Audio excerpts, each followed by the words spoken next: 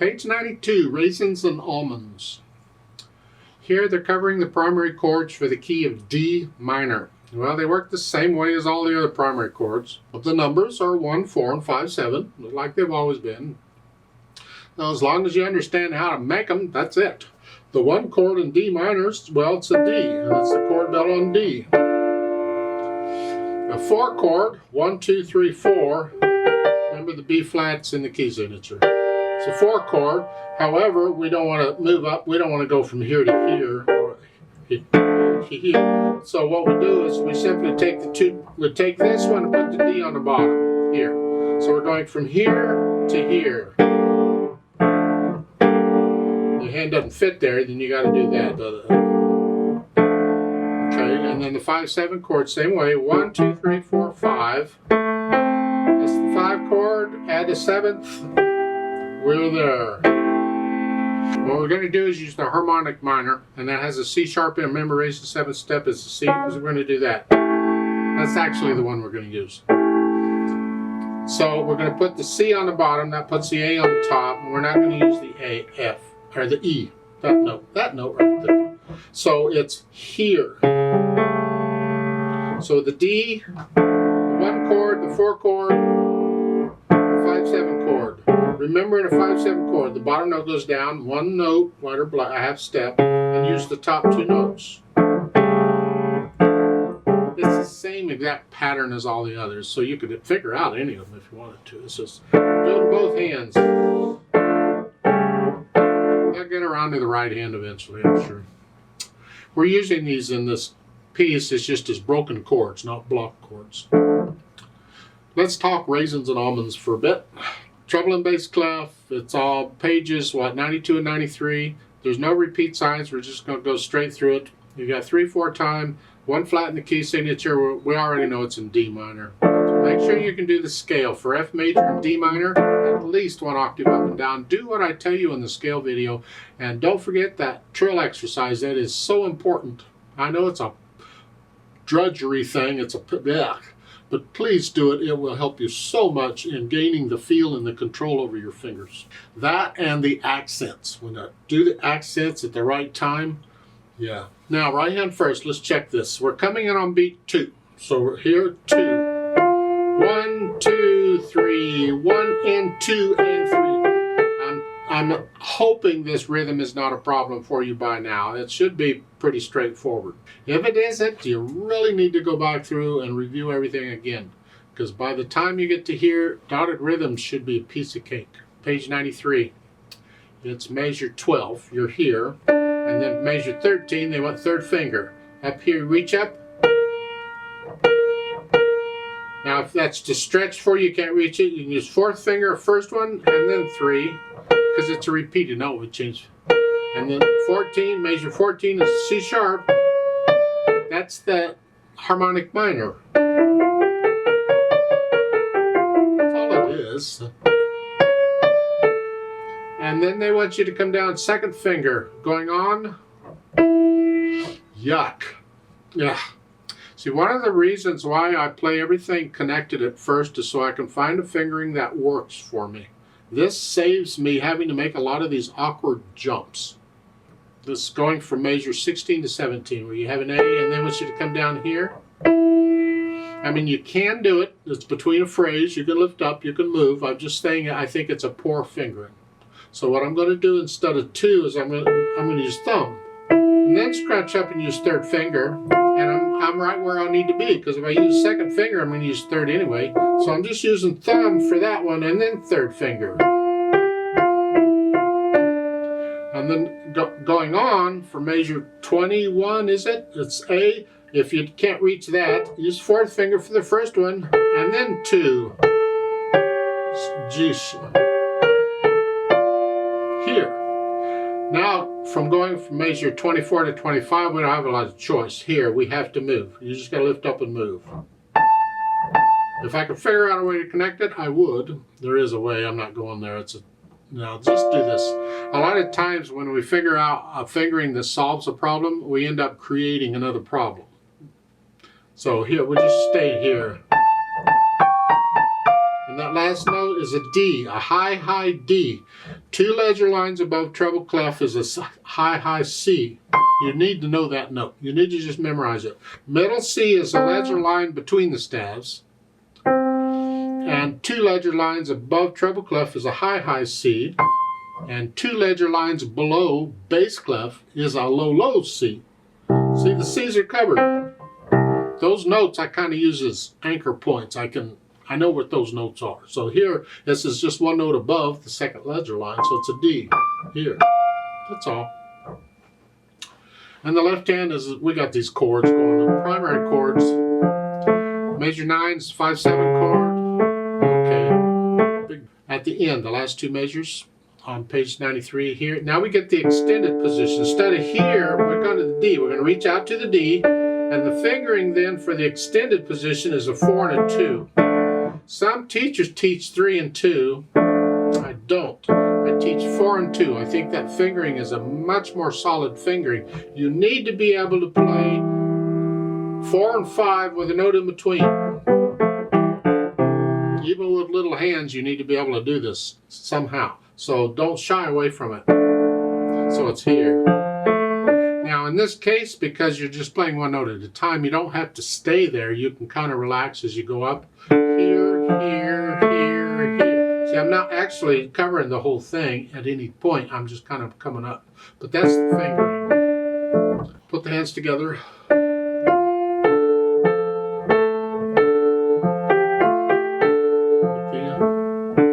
You put the hands together. So if you've covered it carefully one hand at a time, then putting them together shouldn't be too much of a problem in this piece because the rhythms aren't that bad.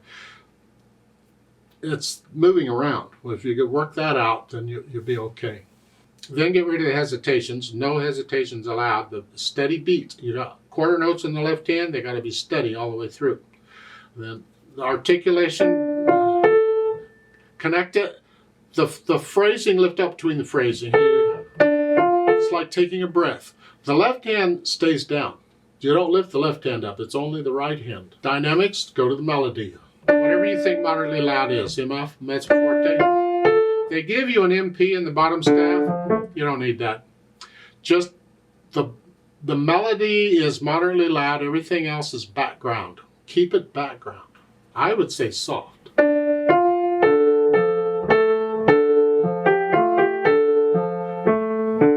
On measure 13, you're going to crescendo up. Now that's actually a solid crescendo, a steady crescendo. Measures 13 and 14 all the way through, just crescendo. You're going moderately soft, loud. In my opinion, you can come down really to kind of a moderately soft here and then moderately loud, loud. For one note, you're loud. And the left hand can come up a little bit, but keep it in the background.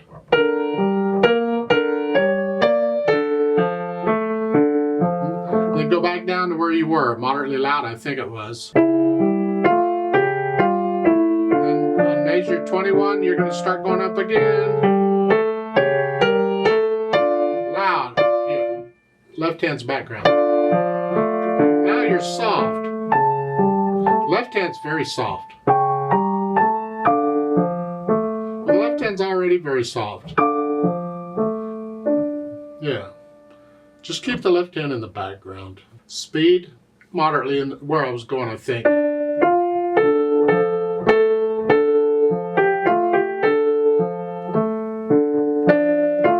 Somewhere in that area, I think. There's no set speed. It's in that area.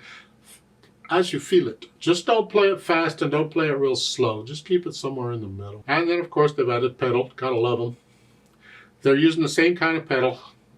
And my problem is we're going to smear the melody, and I don't like it. So if I pedal it like they're showing, this is what it sounds like, or at least the first part of it. We'll pedal the first bit here, and then pedal. Change it. Leave it there.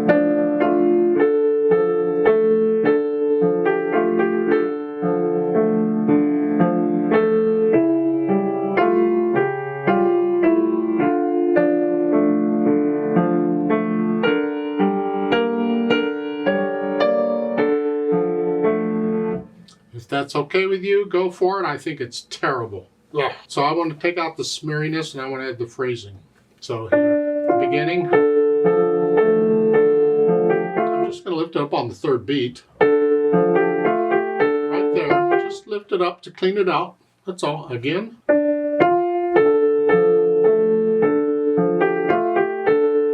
See, can you hear the difference in sound? That's what we're after here. Play it.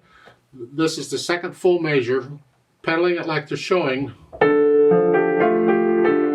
Or lift up on the third beat. Can you hear a difference in the sound? I like a cleaner sound. That's what I do. And I'll do that on any other passage in here like the same. Then I want to lift up for the phrasing. So again, at the beginning here.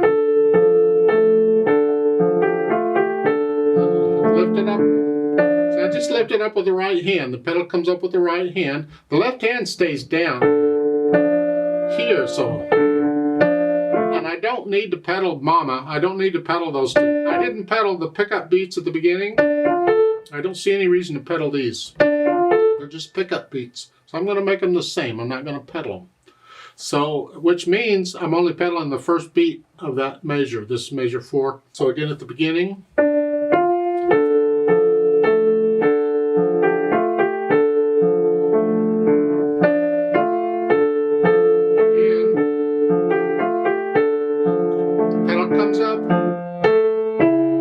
Need to pedal the pickup beat here.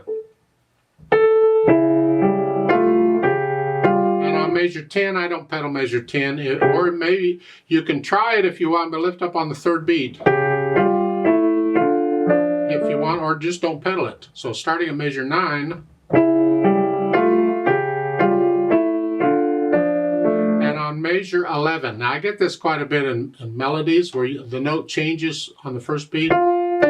Here, I don't want both notes. I don't want them both sounding. So I'm not pedaling until the second beat. Here, so I can do that.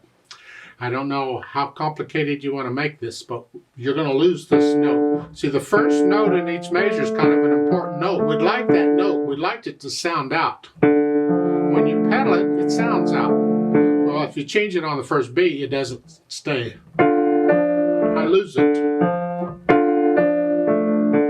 What you can do is finger pedal it, is just hold it down with a finger. Yeah. Long enough to catch it with the pedal and then you can lift it up. It's a little more advanced technique. Again, I don't know how much you're struggling, but that's something to keep in mind. I don't want to pedal both notes, but if I lift up on the, don't pedal the first note, I lose the bass note I want. I do want the bass note. So I just hold the bass note down with the finger.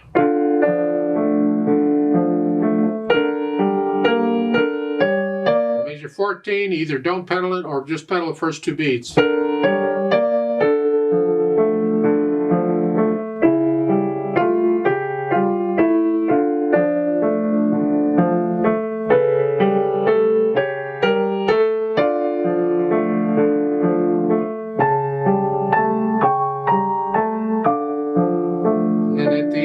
The pedal and hands come up together.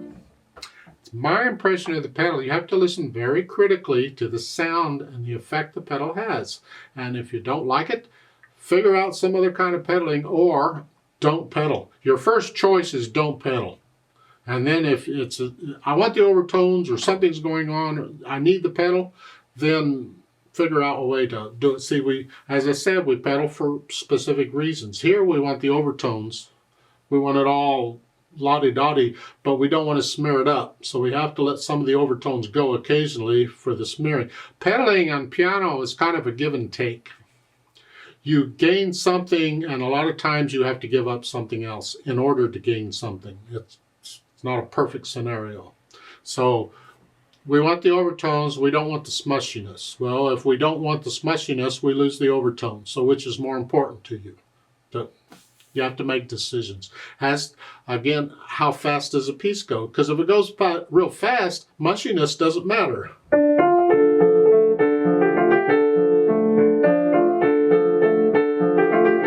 Because they go by so fast. They go by so fast you don't have time to hear them. But when it goes slow enough and you have time to hear them, now we got to deal with it.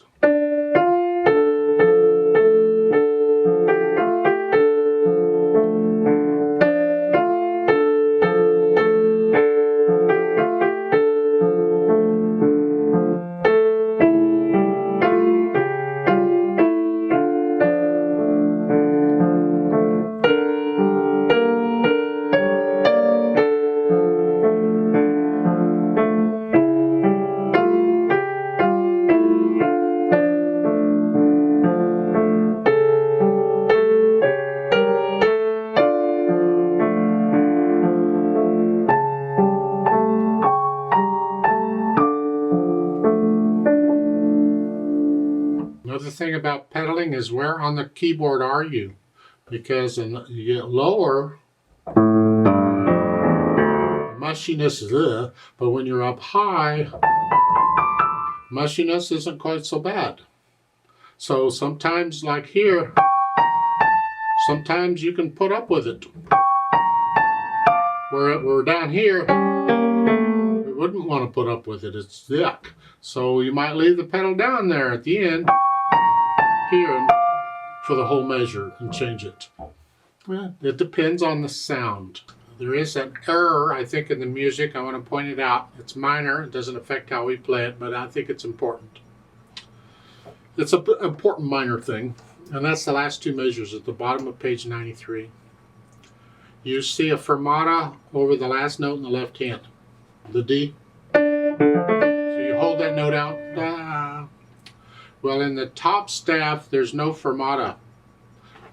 They got to have a fermata in both staves. The two staves need to equal out. So they're telling you to hold the left hand, but don't hold the right. So it's here. And you just hold that. I don't think that's what they wanted. I really don't, because there's a better way to notate that if that's what they wanted. So that top staff at the bottom should have a fermata above these notes. The F and the D, there should be a fermata above it, just so it's in both staves. I'd like to play it with you slowly. Let's double check all the notes and stuff. I'm not going to do the dynamics. I'll give us 4 counts because it's a 3/4 time, plus we come in on beat 2. I'm going to pedal it as I suggested. At least I'm going to try to. 1, 2, 3, go.